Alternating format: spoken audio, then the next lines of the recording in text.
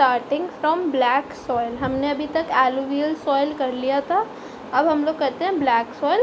Black soil as the name suggest वो black in colour है, पर हम ब्लैक सॉइल को क्या बुलाते हैं? Regur soils also.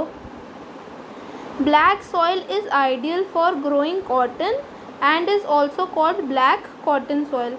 अब कॉटन सॉइल के लिए वो क्यों होता है? क्योंकि कॉटन को ढेर सारा पानी चाहिए होता है। ब्लैक सॉइल में पानी मतलब आप अगर ज़्यादा पानी डालोगे तो वो ज़्यादा पानी रिटेन कर लेती है। दैट्स वाई ब्लैक सॉइल में कॉटन बहुत अच्छा उगता है, इसीलिए हम इसको ब्लैक कॉटन सॉइल भी बोलते हैं। तो मतलब अभी तक हमने इसके दो नाम देखे हैं, एक regur soil and the second black cotton soil. It is believed that climatic condition along with the parent rock material are the important factors for formation of black soil. अब क्लाइमेटिक कंडीशन होना चाहिए और एक पेरेंट रॉक मटेरियल होनी चाहिए, ये दोनों बहुत इंपॉर्टेंट फैक्टर्स हैं फॉर ब्लैक सॉइल की फॉर्मेशन के लिए।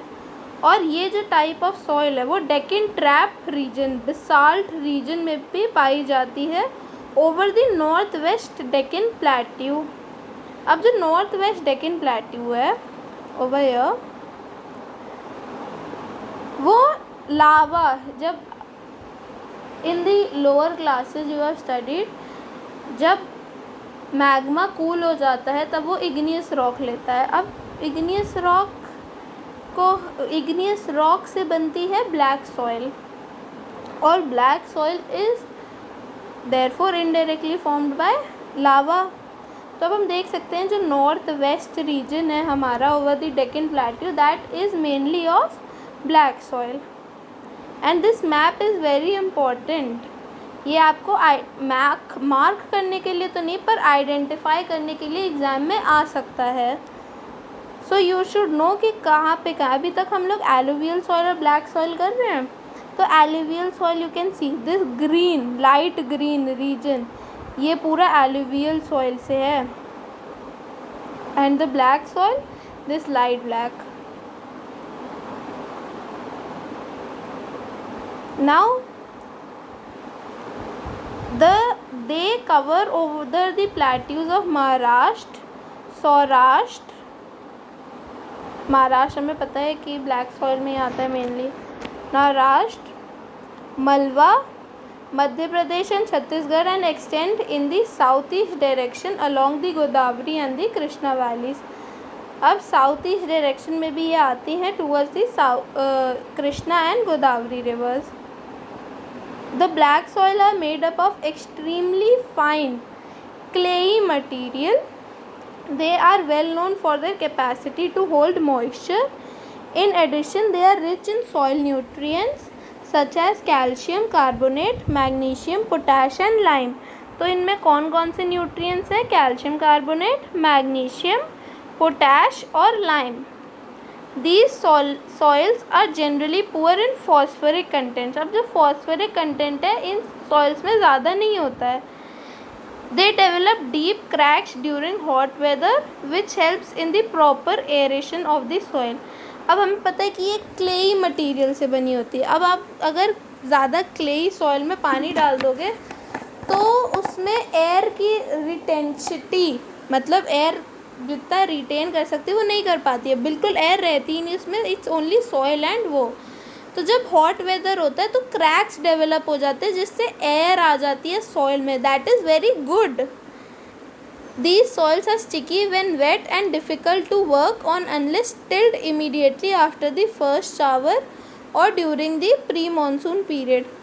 अब बहुत वेट हो जाती हैं ये सॉइल जब इसमें पानी जाता है, तो tilling, the process of tilling is very important. First shower of the rain और प्री मानसून पीरियड में कर लेना चाहिए। Now coming to red and yellow soils. Red soil develops on crystalline igneous rocks in areas of low rainfall in the eastern and southern parts of the Deccan Plateau.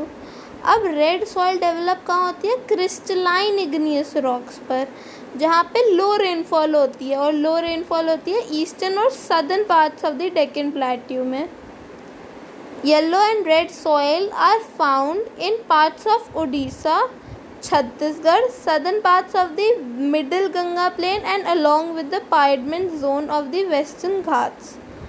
Piedmont zones वो होते हैं जहाँ पे जिनको rainfall, पाइडमेंट का मतलब होता है वो एरिया जो foot of the mountain, foot of the mountain मतलब एक माउंटेन है तो उसका जो सबसे नीचे वाला हिस्सा, वहाँ से लेकर जो नॉर्मल प्लेन लैंड आ जाता है उस एरिया को पाइडमेंट बोलते हैं। अब अगर हम वेस्टर्न घाट्स को देखें तो वेस्टर्न घाट्स का पाइडमेंट एरिया कौन सा है? दी राइट साइड, क्योंकि वहीं पे लैंड है, दूसरी साइड तो ओशन है। So this side, the right side of the western Ghats को पाइडमेंट एरिया बोला जा सकता है। The soil develop a reddish color due to diffusion of iron in the crystalline and metamorphic rocks. It looks yellow when it occurs in a hydrated form. Hydrated form मतलब थोड़ा सा पानी वाला फॉर्म में येलो अपीयर करती है। So now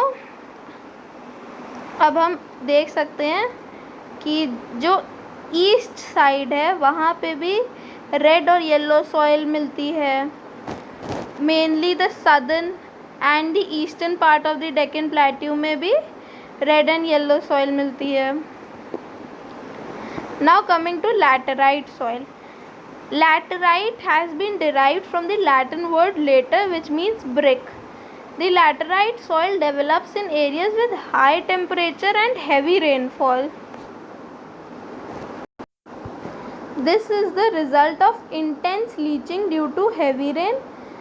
intense leaching का मतलब होता है कि जब बहुत तेज़ बारिश हो, बहुत ज़्यादा बारिश हो किसी भी एरिया में, तो वहाँ की जो सॉइल है उसके भी जितने भी न्यूट्रिएंट्स होंगे वो सब पानी के साथ बह जाएंगे, और जो वो बनेगी, जो बचेगी जो सॉइल, वो न्यूट्रिएंट की कमी वाली होगी soil.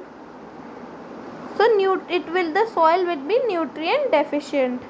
Humus content of the soil is low because most of the microorganisms, particularly the decomposers like bacteria, get destroyed due to the high temperature.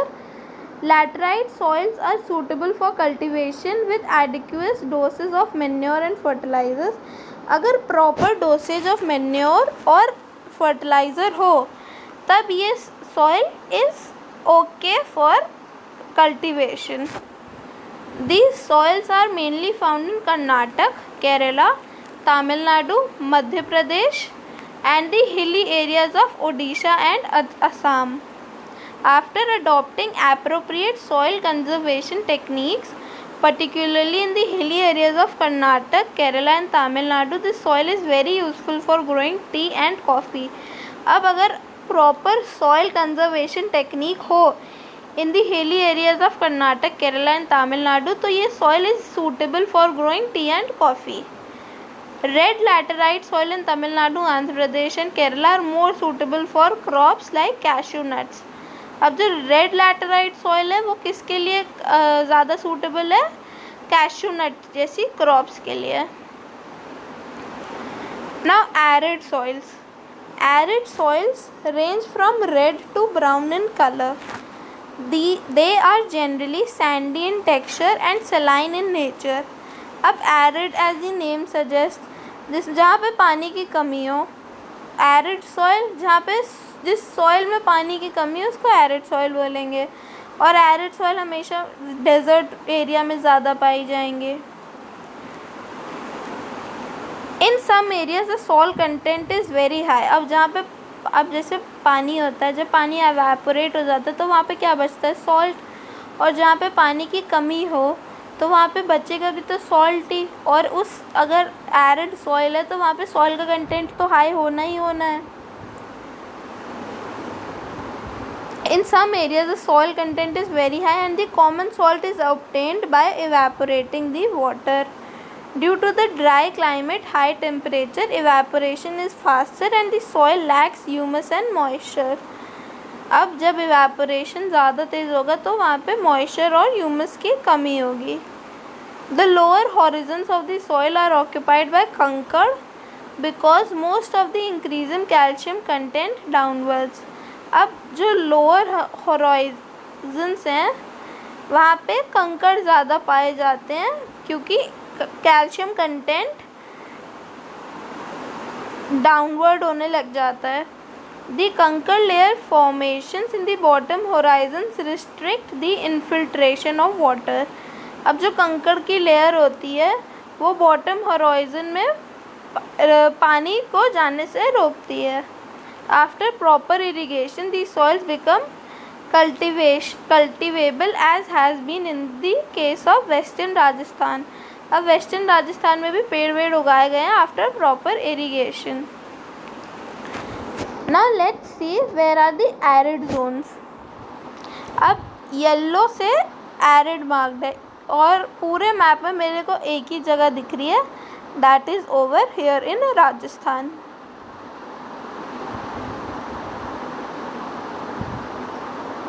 Now coming to forest soils. Forest soils, these soils are found in the hilly and mountainous areas where sufficient rain and forest are available. अब जहाँ पे sufficient rain और forest available होंगे उन्हीं को ही forest soil बोलेंगे। The soil varies texture according to the mountain environment where they are formed. They are loamy and silty in valley sides and coarse grained in the upper slopes. अब वो loamy और silty होते हैं valley side में और course grand मतलब मोटा थोड़ा सा grand upper slopes of the mountains. In the snow covered areas of the Himalayas these soils experience denudation and are acidic with low humus content. The soils are found in the lower parts of the valleys, particularly on the river terraces, and alluvial fans are fertile. Now what is denudation? Denudation is the wearing away of rock जब वो soil बनती है तब। और उस अब जो Himalayas में है वो बहुत एसिडिक होती है और लो ह्यूमस कंटेंट होता है बिकॉज ह्यूमस भी आता है लिविंग ऑर्गेनिजम्स में और वहाँ पे लिविंग ऑर्गेनिजम्स भी काफ़ी कम है लाइक छोटे मोटे। Now soil erosion and soil conservation. The denudation of the soil cover and subsequent washing down is described as soil erosion. अब डेन्यूडेशन जब सॉइल कवर का होता है और subsequent washing down is described as soil erosion. A process of soil formation and erosion go on simultaneously and generally there is a balance between the two. अब soil formation भी होता रहता है और soil erosion भी होता रहता है क्योंकि ये natural processes भी हैं। Human activities का soil erosion में हाथ है but जो अगर naturally देखा जाए तो soil erosion naturally भी होता है और soil formation तो naturally होता ही होता है। तो नेचर तो हर चीज़ का बैलेंस बना के रखती है but sometimes this balance is disturb due to human activities like deforestation, overgrazing, construction and mining. अब ह्यूमन एक्टिविटीज़ से सॉइल इरोजन ज़्यादा होता है तो ये बैलेंस डिस्टर्ब हो जाता है। While natural forces like wind, glacier and water lead to soil erosion, the running water cuts through the clayey soils and make deep channels as gullies. The land becomes unfit for cultivation and is known as bad land. In the Chambal Basin, such lands are called ravines. Sometimes water flows as a sheet over a large areas down a slope. अब इसमें बोला गया है जब running water flow करता है clay soils से तो वो डीप चैनल्स बना देता है called as gullies. This is a example of gully, figure 1.12। और लैंड क्या हो जाता है बैड लैंड हो जाता है वो। और चंबल बेसिन में ऐसे लैंड को बोलते हैं रेवेंस। और कभी कभी तो पानी एज अ शीट फ्लो करता है over large areas down a slope. In such cases the top soil is wash away. अब इस केस में पूरी जो टॉप सॉइल है वो पूरी ही बह जाती है, इसको बोलते हैं sheet erosion. Wind blows loose soil off flat और sloping land known as wind erosion. अब क्या होता है, जब डिफॉरेस्टेशन हो, कोई पेड़ नहीं होता कि वो रूट को पकड़ के रखे, तो जब विंड चलती है जितने भी लूज डस्ट पार्टिकल्स और लूज सॉइल होती है वो सब विंड के साथ उड़ जाती है, इसको बोलते हैं wind erosion. Soil erosion is also caused due to defective methods of farming. Plowing in a wrong way, that is up and down the slope, form channels for the quick flow of water leading to soil erosion. अब जो farming की अगर गलत technique से कोई कर दे तो उससे भी सॉइल इरोजन होता है। जैसे हिली एरियाज़ में ploughing along contour lines can decelerate the flow of water down the slopes. अब अगर प्लोइंग करें कॉन्टोर लाइन्स के अलोंग तो जो पानी की रफ्तार होगी वो कम हो जाएगी। This is called contour ploughing. Steps can be cut out on the slopes making terraces. Terrace cultivation restricts erosion. Western and central Himalayas have well developed terrace farming. This is an example of contour plowing. अब देख रहे हो कि अब अगर इधर पानी आएगा तो वो पानी का जो फ्लो होगा वो कम हो जाएगा। कैसे? बिकॉज पानी स्टेप वाइज गिरेगा। अब वो बिल्कुल फोर्स से नहीं गिर पाएगा कि वो सारा सॉइल अपने साथ लेके चल सके। Now this is a very effective sort of farming. Now coming back over here, large fields can be divided into strips. Strips of grass are left to grow between the crops. This breaks up the force of wind. अब लंबी लंबी grass होगी तो force of wind कहीं ना कहीं कम हो जाएगा। This method is known as strip cropping. Planting lines of trees all to create shelter also works in a similar way. अब ट्रीज होंगे तो हवा जो होगी वो इतनी फोर्स से नहीं आएगी फार्म की तरफ, मतलब जो आपकी क्रॉप्स जहाँ कल्टीवेट हो रही है। अगर आप बाउंड्रीज पे ट्रीज लगा दोगे तो rows of such trees are called shelter belts. These shelter belts have contributed significantly to the stabilization of sand dunes and in stabilizing the desert in western India. Now, state of India's environment. The village of Sukhomajiri and the district of Jhabua have shown that it is possible to reverse land degradation. Tree density in Sukhonbhuja increased from 13 per hectare in 1976 to 1272 per hectare in 1992. Regeneration of the environment leads to economic well-being as a result of greater resource availability, improved agricultural and animal care. Now you can read all this. Now coming to MCQs. Which one of the following type of resource is iron ore? अब ये कौन सा type का resource is iron ore? Is it renewable, biotic, flow or non-renewable? It is a flow resource. Under which of the following type of resource can tidal energy be put? अब tidal energy क्या है? Tidal energy is a replenishable type of resource. Which of the following is the main cause of land degradation in Punjab? We have done this. It is over irrigation. In which of the following states is terrace cultivation practiced? In Uttarakhand, because it is a hilly area. In which of the following states is black soil found? black soil is found in Rajasthan, क्योंकि अभी हमने उसमें देखा था ना in the map,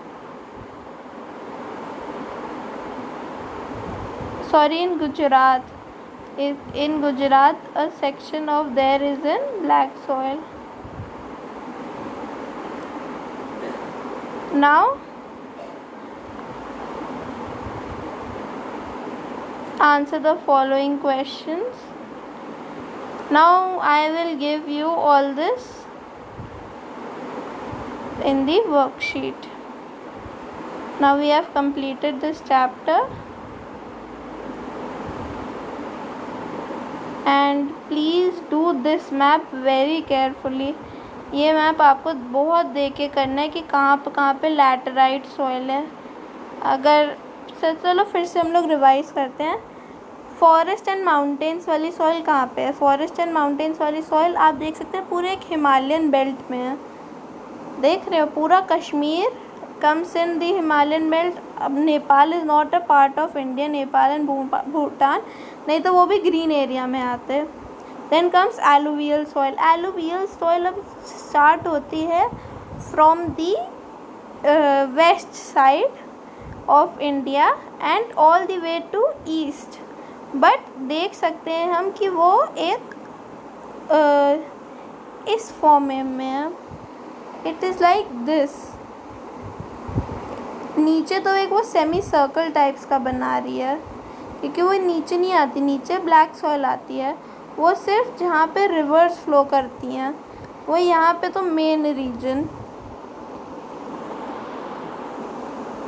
then red and yellow soil. अब हम देख रहे हैं रेड एंड येलो सॉइल ने बहुत एरिया ऑक्यूपाई करा हुआ है, क्योंकि वो पूरा नॉर्थ ईस्ट स्टेट्स में भी आती है. Most of the north east states and the southern and the eastern part of the Deccan Plateau. Now comes the black soil. Black soil is the northwest of the Deccan Plateau. Northwest, ये northwest है हमारा Deccan Plateau का. Then laterite soil. अब laterite soil का अगर आप देखें, laterite side हमने करा था कि जहाँ बहुत लीचिंग होगी, जहाँ बहुत हैवी रेनफॉल होगी. अब अगर देखा जाए तो वेस्टर्न घाट्स ये बाउंड्री पर हैं रेड एंड येलो सॉइल और लैटराइट सॉइल में. अगर आप देखो अगर यहाँ पे कोई माउंटेन रेंज खड़ी है तो इस साइड बहुत ज़्यादा रेनफॉल होती है और इस साइड कम रेनफॉल होती है. इसलिए ज़्यादा रेनफॉल यहाँ पे होने की वजह से सारे जो न्यूट्रिएंट्स हैं वो वॉश हो जाते हैं और यहाँ पे हमारी बन जाती है लैटराइट सॉइल.